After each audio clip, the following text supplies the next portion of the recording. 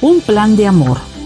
Dios el Padre sintió profundo dolor al enterarse que sus hijos habían sido engañados por Satanás.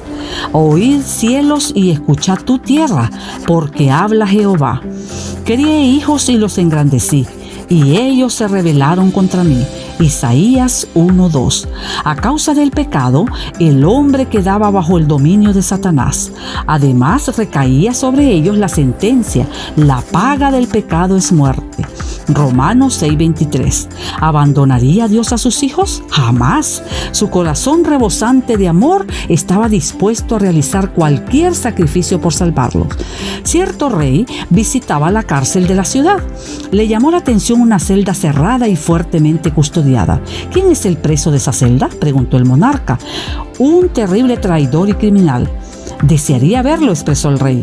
Le rogamos no hacerlo. El preso dirigió una rebelión contra su majestad y es muy peligroso. No importa, abran la puerta, ordenó el rey. Al abrirse la celda, la sorpresa del rey fue enorme. Reconoció en el preso a un antiguo camarada de la juventud. Se saludaron, conversaron, el reo pidió perdón y juró fidelidad al rey. Al día siguiente, el rey habló con los jueces. «Deseo que pongan en libertad al preso». «Imposible, majestad», exclamaron. «Es un criminal muy peligroso. Solo habría un medio de dejarlo en libertad». «¿Cuál es ese medio?»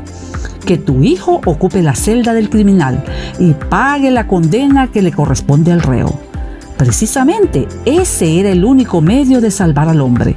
Dios tendría que dar a su Hijo amado para que pagara la deuda de muerte contraída por el hombre. ¿Estaría dispuesto el Padre a realizar tan enorme sacrificio? Dios no vaciló, porque de tal manera amó Dios al mundo que ha dado a su Hijo unigénito, para que todo aquel que en Él cree no se pierda, mas tenga vida eterna. Juan 3:16. Cuando el Padre y el Hijo salieron de su conferencia, comunicaron a los atónitos ángeles la resolución de que Jesús vendría a la tierra para morir por el hombre. Un inmenso clamor se oyó por todo el cielo. Miles de ángeles llegaron hasta Dios y dijeron: «Señor, por favor, no mandes a tu Hijo, nosotros iremos gustosos». «Es imposible», dijo el Padre. «El pecado es tan grande que solo mi Hijo puede salvar al hombre». De esa manera, Jesús voluntariamente se constituyó en Salvador y Redentor del hombre. Jesús dejó su hogar en el cielo y vino a la tierra, pero vino como todos, como un niño. Nació en la pequeña aldea de Belén. Su madre fue la bienaventurada Virgen María y su padre el buen José. Antes de nacer, un ángel le dijo a José: «Y llamará su nombre Jesús, porque él salvará a su pueblo de sus pecados». Mateo 1:21. Cuenta una historia que el rey Enrique VIII salió una noche de frío disfrazado de vagabundo. Fue arrestado y pasó toda la noche en la cárcel. Lo hizo porque quería saber cómo trataban a los presos. Al salir, mandó 30 toneladas de carbón y muchos alimentos a la prisión. Había visto cuán mal la pasaban los prisioneros. Jesús bajó a la cárcel de esta tierra para rescatarnos. Para eso debía vivir como uno de nosotros, pero sin cometer ningún pecado. Así lo dice Hebreos capítulo 4, versículo 15. Porque no tenemos un sumo sacerdote que no pueda compadecerse de nuestras debilidades, sino uno que fue tentado en todo según nuestra semejanza, pero sin pecado. Así Jesús podía salvar a la humanidad. Pero, ¿cómo pagar la terrible culpa contraída por el pecador? Tristemente muriendo en una terrible cruz. ¿Estaría Jesús dispuesto a realizar tan terrible sacrificio? El mismo Señor contesta la pregunta, porque el Hijo del Hombre vino a buscar y a salvar lo que se había perdido.